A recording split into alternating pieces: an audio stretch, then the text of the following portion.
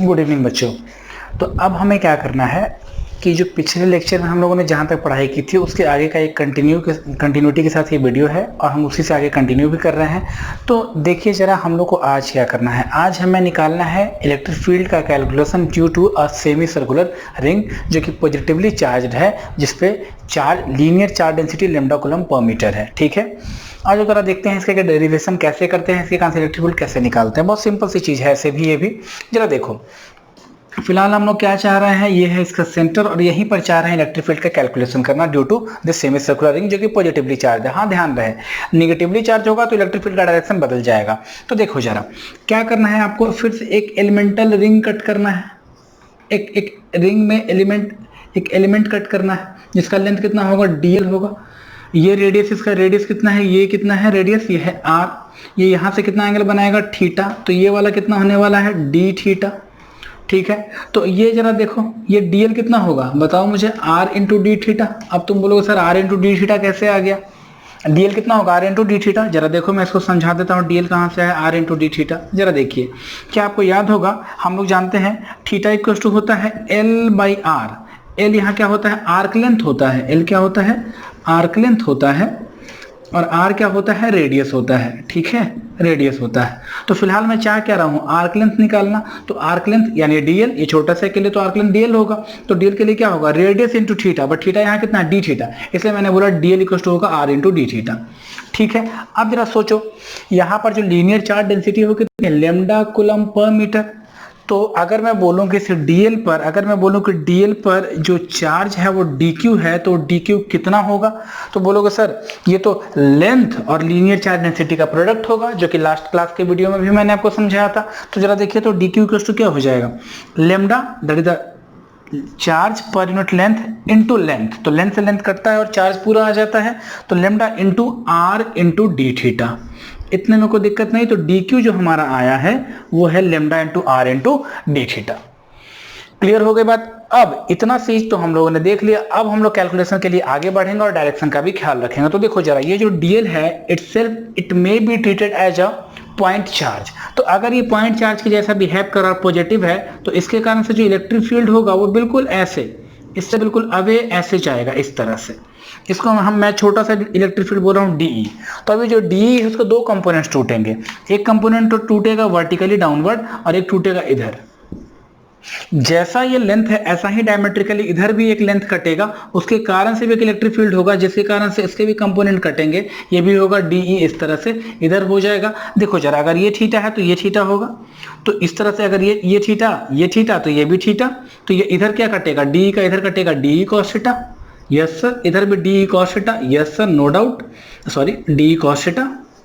ठीक है, और नीचे में क्या होगा, dE sine theta. D sine theta उसका भी और इसका भी। मतलब कहने का यह है कि जितने भी हॉरिजॉन्टल कंपोनेंट्स एक दूसरे का विरोध करेंगे और सारे के सारे कैंसिल आउट हो जाएंगे, बट जितने भी वर्टिकल कंपोनेंट्स है सब के एड ऑन होते चले जाएंगे।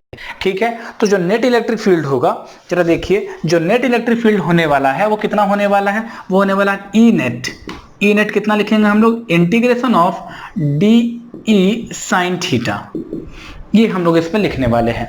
ऑब्वियसली बात है, क्योंकि डी साइन थीटा का ही कंपोनेंट तो बच रहा है, बाकी सारे तो कैंसिल आउट हो जाएंगे जो हॉरिजॉन्टल कंपोनेंट्स है। तो वर्टिकल कंपोनेंट हो रहा है, उसे हम लोग को इंटीग्रेट कर देना है। अब बात उठती है कि सर इंटीग्रेट कहां से कहां करेंगे, तो जरा इसको भी चेक कीजिए, इंटीग्रेट कहां से कहां करोगे, थीटा कहां, जीरो से लेकर करके पाई। तो आपको जो इंटीग्रेशन थीटा का करना चाहिए वो कहां से कहां करना चाहिए, जीरो से पाई के लिए कर देना चाहिए। ठीक है, तो सारी डी की वैल्यू तो हम ऐसे ही लिखना जानते हैं, चलो लिख लेते हैं। तो ये क्या होने वाला, integration from zero to pi dE. तो ये क्या होता था, के क्यू, क्यू की जगह पे D Q by are square. Obvious सी बात है कि वो जो एलिमेंटल लेंथ है हमारा और जो सेंटर है उन दोनों के बीच का जो रेडियस है वो तो कैपिटल आर ही है। ठीक है, तो d Q by are square into sine theta. ये भी देख लो जरा। अब क्या करना, सिंपल इंटीग्रेट कर देना, बहुत सिंपली इसको हम लोग निकाल भी लेंगे, कैलकुलेट कर लेंगे। तो चलो वैल्यू रख लो पहले डी क्यू का। के बाई आर स्क्वायर कॉन्स्टेंट है, यस सर कॉन्स्टेंट है, तो मैंने इसको बाहर कर दिया है। डी क्यू में जरा चेक करो तो क्या आ रहा है, डी क्यू में आ रहा है lambda r into D theta into sine theta. Obvious बात है, आर से एक आर कैंसिल आउट हो जाएगा और जो फाइनल यहाँ पे आने वाला हो के आर और लेम्डा भी कांस्टेंट है ये, और इंटीग्रेशन फ्रॉम कहाँ टू कहाँ, जीरो टू पाई किसका, साइन थीटा का इंटू डी थीटा। ठीक है, जरा देखो इसको, तो ये होने वाला है k लेमडा बाई आर। इसके बाद साइन थीटा, साइन थीटा का इंटीग्रेशन क्या होगा, जल्दी बताओ मुझे, साइन थीटा का इंटीग्रेशन क्या होता है, और लिमिट कहां से लेना है, 0 से पाई लेना है। साइन थीटा का इंटीग्रेशन लिख लीजिए सीधा सीधा, कॉस साइन थीटा का हो जाएगा आपका कॉस थीटा। ठीक है, याद रखो कॉस थीटा का डिफरेंशिएशन होता है माइनस साइन थीटा, ठीक है, और साइन थीटा का डिफरेंशिएशन हो जाएगा cos theta with the negative sign minus यहाँ पर। ठीक है, तो अब यहां तक तो हम लोगों ने कर लिया। अब इसके बाद लिमिट्स पुट करने हैं कहां, 0 से पाई, कोई दिक्कत नहीं।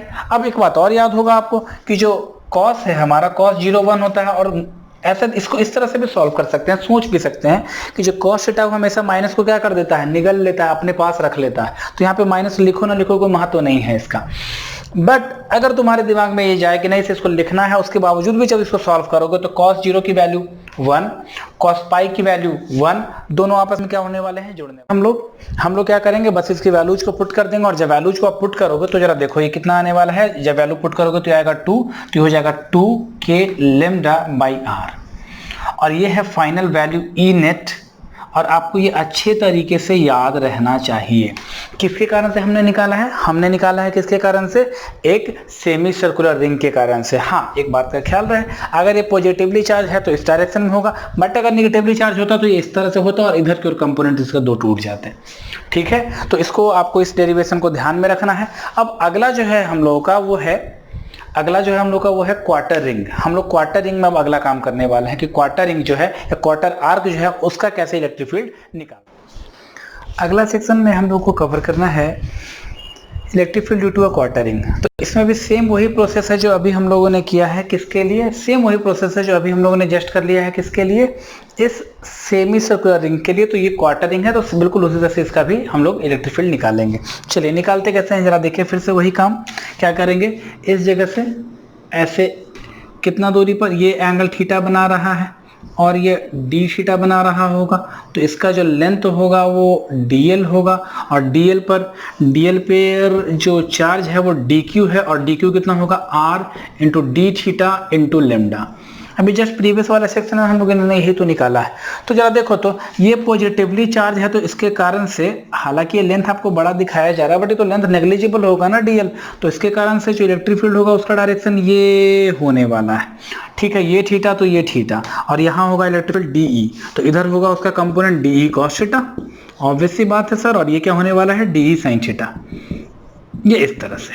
ठीक है, तो अब हमें क्या करना है, dE sin थीटा और dE cos थीटा का कैलकुलेशन करना होगा इलेक्ट्रिक फील्ड निकालने के लिए। तो जरा देखो मैं क्या कर रहा हूं, मैं ऐसा लिख रहा हूं कुछ, जरा देखो मैं लिख रहा हूं E वर्टिकल, तो E वर्टिकल में क्या हो जाएगा, वर्टिकल तो यही वाला है, यस सर यही वाला है। तो इसमें क्या करेंगे, इंटीग्रेशन करना है मुझे, कहां से कहां तक, d sin थीटा का, कहां से कहां तक, तो जरा दिमाग लगाओ, कहां से कहां तक, 0 से पाई बाई 2 तक, ऑब्वियस बात है 0 से पाई बाई 2 तक। अब d हमें लिखना है, तो d लिखना तो आसान ही पार्ट है, कोई ज्यादा हार्ड तो है नहीं। कैसे लिखते हैं, k q की जगह पे dq, और dq की जगह पे कितना, r into D theta into lambda by are square into how much, sine theta, no doubt. चलो एक r से एक r को कट कर दो, और जो कांस्टेंट उसे बाहर कर दो। E वर्टिकल के लिए तो जो भी कांस्टेंट है वो क्या होने वाला है, ऑब्वियस बात है k कांस्टेंट है, लेमडा कांस्टेंट है, और एक r बचा वो कांस्टेंट है, और बच रहा है तुम्हारे पास क्या, sine theta into D theta, sine theta into D theta, from where to where, 0 to pi by 2। Obvious बात है जब आप इसको सॉल्व करो उसकी वैल्यू एक्जैक्टली क्या आ जाएगी, 1 आ जाएगी। तो जो आपका EV निकल के आया है वर्टिकल, वो कितना आने वाला है, k लेमडा बाई r। चलो ये डाटा आपको याद रखना चाहिए। ये ई वर्टिकल है, ई वर्टिकल मतलब इसका नेट सम जो है वर्टिकल डायरेक्शन में किसी भी क्वार्टर रिंग के काम से जो इलेक्ट्रिक फील्ड होगा वो होगा k लेमडा बाई r। चलो अब इसी तरह से हम लोग क्या निकालने वाले हैं, ई हॉरिजॉन्टल निकालने वाले हैं। तो ई एच निकालोगे तो कैसे निकालोगे, अगेन वही होने वाला है, डी ई यहाँ पे हो जाएगा cos थीटा, और फिर से लिमिट होगा 0 से पाई बाई 2, डन। फिर से सारी चीजें वही रखी जाएंगी। जब आप इसे कैलकुलेट करोगे तो जो ई एच आएगा आपका वो भी बिल्कुल इसी तरह से आएगा, k लेमडा बाई r। कर लेना, बिल्कुल कर लेना, वैल्यूज रख लेना। तो ये सेम टू सेम आने वाला है, इंटीग्रेट कर लोगे तो आंसर आपको k लैम्डा बाई आर आने वाला है। बट आपसे क्या पूछा जा रहा है, आपसे नेट इलेक्ट्रिक फील्ड पूछा जाए ई नेट, तो आप क्या बोलोगे? देखो जरा, एक कंपोनेंट और ये दूसरा कंपोनेंट एक दूसरे के क्या है, परपेंडिकुलर है। तो जब भी परपेंडिकुलर होता है दो वेक्टर, तो उसका जो इलेक्ट्रिक फील्ड यानी कि जो उसका रिजल्टेंट लिखते हैं वो कैसे लिखते हैं? तो ई नेट की अगर मैं बात करूं तो क्या होने वाला, अंडर रूट ई एच का स्क्वायर प्लस ई वी का स्क्वायर। इसे जब आप वैल्यू में पुट कर लेंगे तो दोनों का डाटा सेम है, देखो के लेमडा बाई आर और के लेमडा बाई आर, तो निश्चित इसका आंसर आने वाला है रूट 2 के लेमडा बाई आर। ये याद होगा आपको, वेक्टर में पढ़ा भी होगा आपने कि जब दो फोर्सेस या दो वेक्टर क्वांटिटी इक्वली मैग्नीट्यूड होती है और दोनों दूसरे पे 90 डिग्री पे इंक्लाइंड होती है, उनका जो रिजल्टेंट होता है वो root 2 times of one force होता है या root 2 times of one vector होता है। तो root 2 times of one electric field, तो ये है ई नेट किसके कारण से, हमारा क्वार्टरिंग के कारण से। ठीक है देखिए, तो यहाँ पर हम लोगों ने दो एग्जांपल्स ले लिए हैं जो अभी जस्ट हम लोगों ने क्वार्टरिंग के कारण से इलेक्ट्रिक फील्ड निकाला, उसके यहाँ पर दो ऑब्जेक्टिव बेस्ड क्वेश्चंस हैं, जनरली कंपटीशन में तो पूछे भी जाते हैं। तो जरा देखिए इनको कैसे सॉल्व करते हैं। जरा एक बात बताओ, अभी जस्ट डेरिवेशन को अगर आपने अच्छे से देखा तो जरा देखिए, इसके कारण से जो नेट इलेक्ट्रिक फील्ड है तो इसका दो कंपोनेंट टूटेगा, इस पॉजिटिव के कारण से इधर और इसके कारण से इधर, बिल्कुल जैसे आपने इस वाले को क्या बोला था, ई हॉरिजॉन्टल या ई एक्स, और इसके कारण से ये क्या हो जाएगा, ई वाई हो जाएगा। ऑब्वियसली इस वाले के कारण से एक इधर और इस वाले कारण से एक इधर, और कितना निकाला था अभी आपने, जस्ट निकाला तो था के लेमडा बाई आर। तो निश्चित है ये सभी के सभी आपस में इक्वल हैं और अपोजिट हो रहे हैं, तो नेट इलेक्ट्रिक फील्ड एट सी क्या हो जाएगा, 0 हो जाने वाला है। बात समझ में आई क्या? सिमिलरली चलो इसी तरीके से कि सबके कंपोनेंट के लेमडा बाई आर थे। अब इसी तरह से अगर आप देखो इसमें कैलकुलेशन करने के लिए, तो जरा देखो याद करो, ये पॉजिटिव है और एक नेगेटिव है, तो क्वेश्चन का पैटर्न चेंज कर जाएगा। पॉजिटिव है तो इसके कारण से जो इलेक्ट्रिक फील्ड होगा वो इधर की ओर, और इसके कारण से जो इलेक्ट्रिक फील्ड होगा वो इधर की ओर। सिमिलरली ये नेगेटिव है तो जरा ध्यान करो, नेगेटिव है, पॉजिटिव होता तो इधर होता, बट नेगेटिव है तो इधर ही, ठीक। और फिर से इसके कारण से ये नेगेटिव, पॉजिटिव होता तो इधर, बट नेगेटिव है तो इधर ही। तो पहले एक के कारण से जरा ई नेट याद कीजिए, तो एक के कारण से जो ई नेट था वो कितना था, वो कितना था, रूट 2 के लेमडा बाई आर, अगर इसका रेडियस आर दिया हुआ है तो। लेकिन ये एक नहीं है, दो है, तो अगर आप बोलो ई टोटल, तो आपको क्या बोलना चाहिए, दोनों को 2 से मल्टीप्लाई करना पड़ेगा। क्यों? क्योंकि इसके कारण से भी और इसके कारण से भी दोनों का सेम डायरेक्शन है, तो ये हो जाएगा 2 रूट 2 के लेमडा बाई आर, और ये इसका आंसर है। बहुत सिंपल से क्वेश्चन है, बट एग्जाम में पूछे जाते हैं। ठीक है, चलिए बच्चों, तो अगला जो सेक्शन है हमारा, उसमें इससे पहले हम लोगों ने क्या कर लिया, इससे पहले हम लोगों ने सेमी सर्कुलर रिंग कर लिया, इससे पहले फुल रिंग भी किया था, फिर हम लोगों ने एक क्वार्टर रिंग भी कर लिया। अब यहाँ पर हमारे पास है field due to a circular arc, but किसी भी लेंथ का, मतलब इसमें 90 डिग्री एंगल फिक्स नहीं है, 180 डिग्री फिक्स नहीं है, किसी भी एंगल का है, और वो एंगल कितना है, थीटा है। बात समझ में? और क्या चीजें दी गई हैं आपको, दी गई हैं ये चीज भी कि lambda coulomb per metre is the linear charge density on this any circular arc. ठीक है, अब ये बात तो क्लियर हो गई, बट अब हमें क्या करना है, इसके कारण से इस पॉइंट सी पर जो इसका सेंटर है, यहाँ पर इलेक्ट्रिक फील्ड निकालना है। We are interested to find the electric field at the centre C. अब इसे निकालना है, तो जरा देखो यहाँ पर पहले से ही एक लाइन को मन ही मन से मैंने क्या कर दिया है, इसको बाइफरकेट कर दिया, 2 बराबर भागों में बांट दिया है। तो ऐसा करने से क्या होता है, सिमेट्रिसिटी का प्रिंसिपल हमें थोड़ा इसको सॉल्व करने में आसान बना देगा। कैसे, जरा देखिए, मान लीजिए फिर से वही आपने यहाँ से इस तरह से और इस तरह से एक छोटा सा लेंथ कट कर लिया जिसका नाम है DL, और इस DL को आप निश्चित है R इंटू डी थीटा बोलोगे अगर ये वाला एंगल, अच्छा चलो ऐसा कर देते हैं, इसे अल्फा बोल देते हैं, तो ये हो जाएगा D alpha, R into D alpha, और ये सॉरी ये अल्फा, तो और ये हो जाएगा D अल्फा। ये वाला जो बी सेंट्रल पार्ट है, वो सेंट्रल एंगल है, वो कितना हो जाएगा, D अल्फा हो जाएगा। तो यहाँ पर जो DL है वो होगा R इंटू डी अल्फा। ठीक है, और अगर मैं बोलूं कि इस पे जो चार्ज है, इस DL वाले पे जो चार्ज है वो DQ है, तो तुम बोलोगे सर DQ तो हम लोग पहले भी निकाल चुके हैं, वो कितना होने वाला है, R into D alpha that the length into linear charge density that the lambda, that is the lambda. Clear हो गई बात? तो ये तो तुम्हारा नेट चार्ज है DQ। अब ये जो पॉइंट है इटसेल्फ बिहेव लाइक व्हाट, अब पॉइंट चार्ज, तो इसके कारण से जो इलेक्ट्रिक फील्ड होगा वो ऐसे निकाला जाएगा, बिल्कुल ऐसे रेडियली आउटवर्ड, उसे बोलेंगे DE। यस सर, ऑब्वियस सी बात है। तो इसके फिर से दो कंपोनेंट टूटेंगे। जरा देखो, ये अगर अल्फा है तो जरा इस एंगल इसको जरा प्रोट्यूड करो, आगे बढ़ाओ। ये अल्फा तो ये भी अल्फा होने वाला है, और ये अल्फा है तो इधर क्या होने वाला है, DE cos अल्फा, और इधर क्या होने वाला है, DE sin अल्फा। लेकिन एक बात का अच्छी तरह से ध्यान रहे, जैसा ये एलिमेंट है इसी का सिमेट्रिक पार्ट यहां पर भी एक आपको मिलेगा, जिसके कारण से एंगल इधर की ओर जाएंगी, तो निश्चित है D cos अल्फा तो जुड़ेगा, बट D sin थीटा एक दूसरे को नीचे और ऊपर कैंसिल आउट करेगा।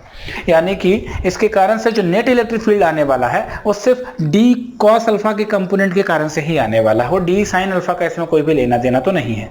तो करेंगे क्या फिर, हम लोग इसको इंटीग्रेट करेंगे विथ प्रॉपर लिमिट। लेकिन लिमिट क्या होने वाला है हमारा, जरा देखो, ऊपर गए तो θ/2 ऊपर गए, नीचे गया तो -θ/2 नीचे गया, तो इसका मतलब है इंटीग्रेशन होना चाहिए -θ/2 से +θ/2, क्योंकि आप यहां से ही सारा चीज को कैलकुलेशन में डाल रहे हो। ठीक है, तो इसका जो इंटीग्रेशन हम लोग करने वाले हैं, तो देखो जरा क्या करने वाले हैं हम लोग, ई नेट लिखने वाले हैं। चलो बहुत बढ़िया, तो ये ई नेट हो गया। तो ई नेट कैसे आएगा, ये होगा DE cos alpha with the integrational limit -θ/2 से +θ/2 तक। और अब हमें इसे क्या कर देना है, इंटीग्रेट कर देना है। और जैसे ही आप इसे इंटीग्रेट कर दोगे तो आपके पास तो फाइनल रिजल्ट आएगा। जो इस रिजल्ट को याद रखेगा उसको किसी और रिजल्ट को याद रखने की जरूरत भी नहीं है। कैसे, वो मैं आगे बताऊंगा। तो चलो इसमें इंटीग्रेशन शुरू कर लेते हैं। तो निश्चित है इलेक्ट्रिक फील्ड क्या लिखेंगे, K dq/r², K dq, what is the value of d, चलो मैं यहाँ dq लिख देता हूँ, r² इनटू cos अल्फा। ठीक है, with the proper limit of -θ/2 से +θ/2।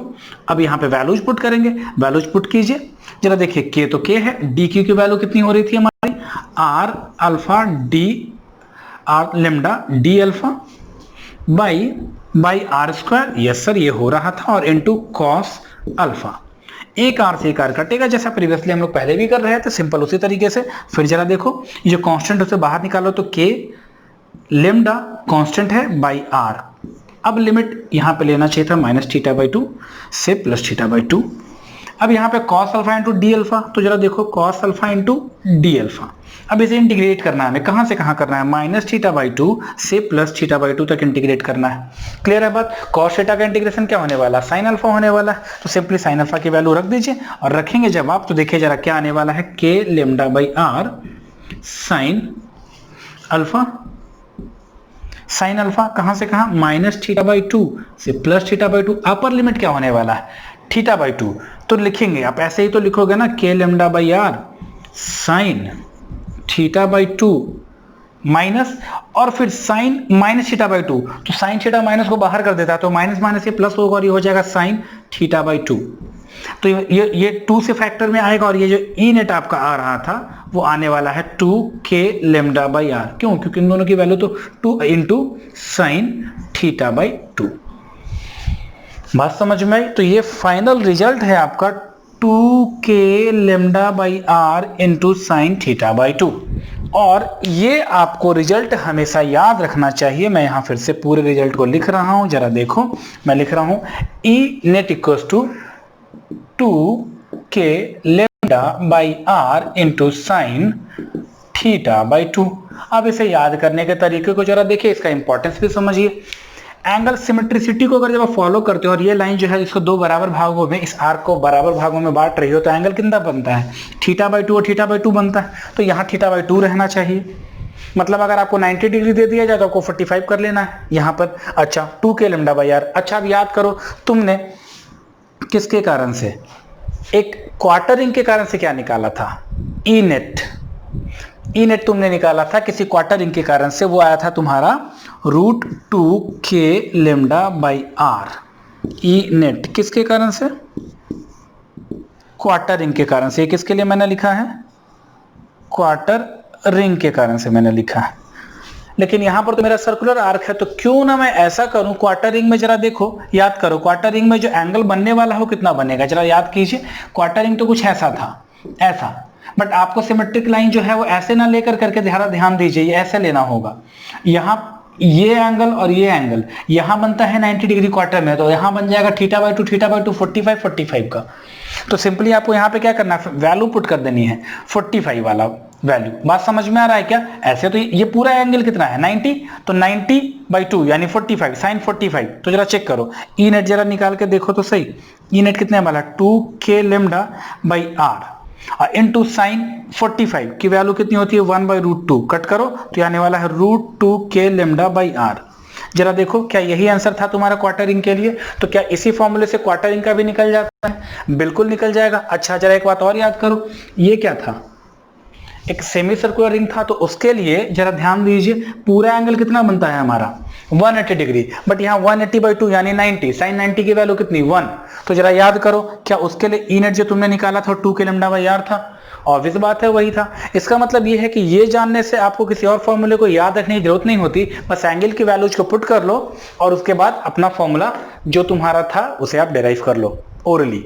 बात समझ में आई क्या? तो ये सबसे बेहतरीन फॉर्मेट है फॉर्मूले को ना याद करते हुए भी सारी चीजों को जानने। देखिए ये वाला जो सेक्शन है हमारा, इसमें है क्या खास बात कि यहाँ पर भी हमें इलेक्ट्रिक फील्ड निकालना, फिर से निकालना है उस पॉइंट सी पर, मतलब सेंटर पर ही। लेकिन यहाँ खास बात क्या है कि यहाँ जो लैम्डा है लीनियर चार्ज डेंसिटी वो वेरिएबल है। कैसे वेरिएबल है? क्योंकि वो कॉस थीटा मतलब एंगल के साथ खुद को वेरिएट करवा रहा है। मतलब जैसे जैसे एंगल चेंज होते चला जाएगा उसी हिसाब से लैम्डा की जो वैल्यू है वो चेंज होती चली जाएगी। तो ये क्वेश्चन थोड़ा सा ज़्यादा अच्छा हो जाता है कंपटीशन सेक्शन को देखते हुए।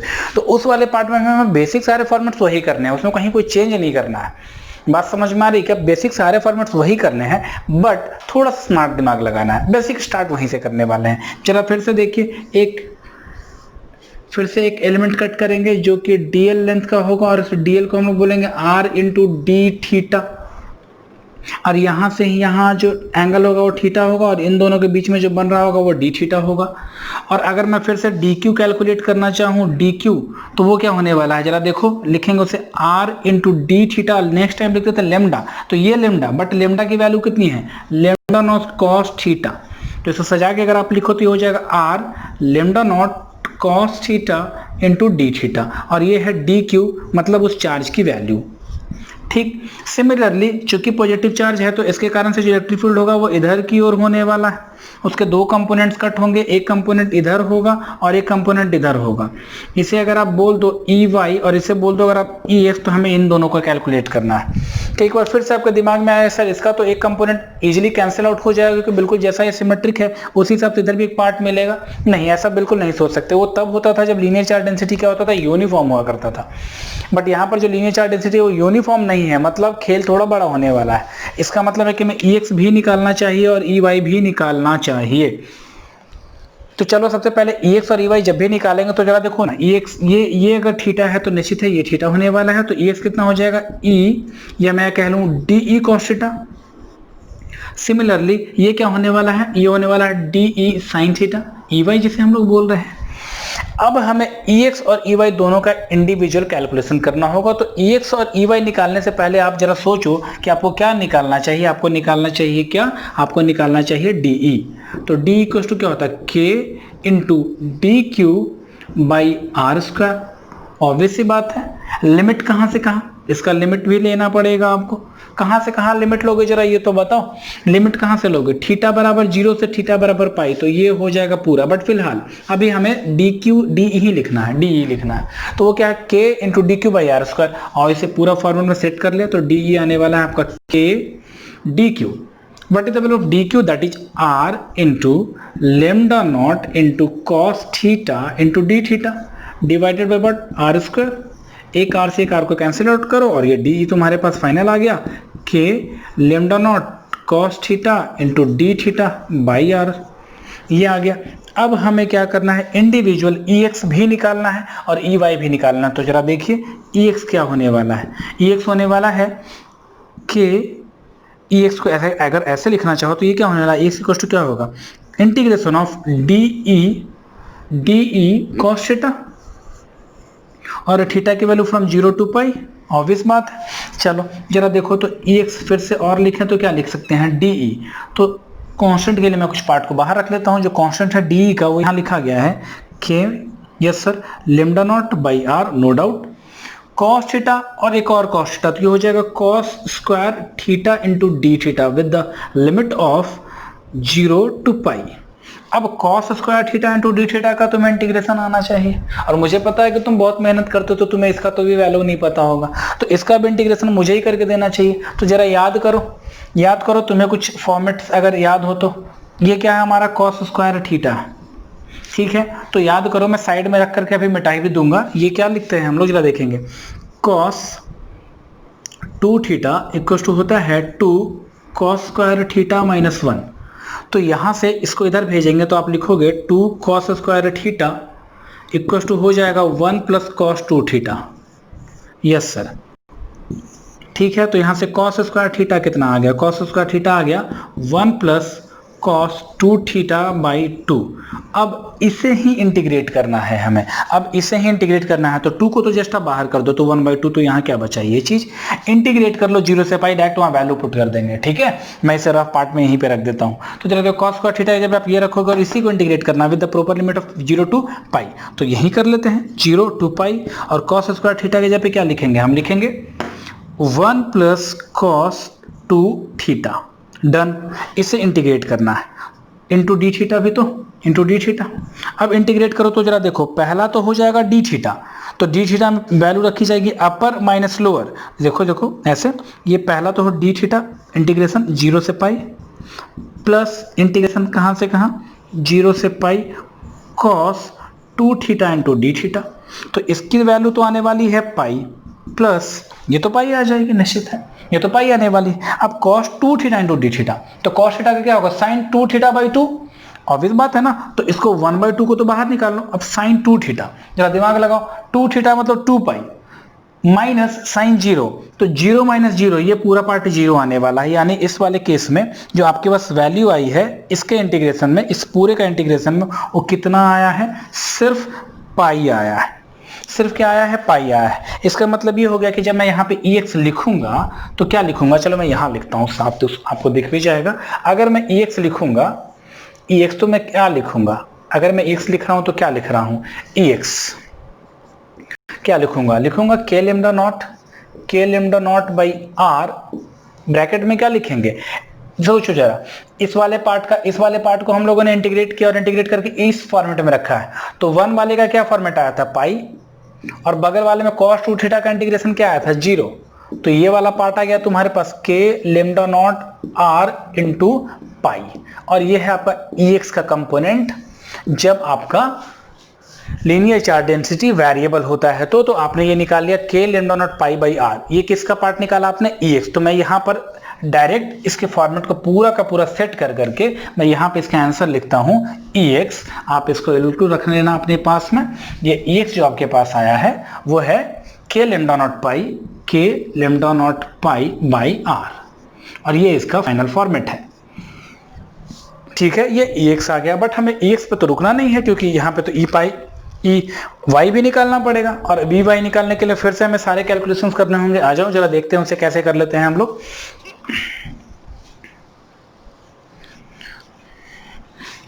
तो थोड़ा सा दिमाग तो लगाना पड़ेगा आपको, चूंकि ये फिजिक्स है, थोड़ा सा मेहनत तो करना ही पड़ेगा, बिल्कुल आसान तो होता नहीं है, बट हाँ जो बेसिकली बहुत तरीके से सोचते हो, बहुत ग्रेजुअली हर छोटी छोटी चीज़ों पे फोकस करते हो, उनके लिए फिर ज़्यादा आसान होता होगा, ठीक है।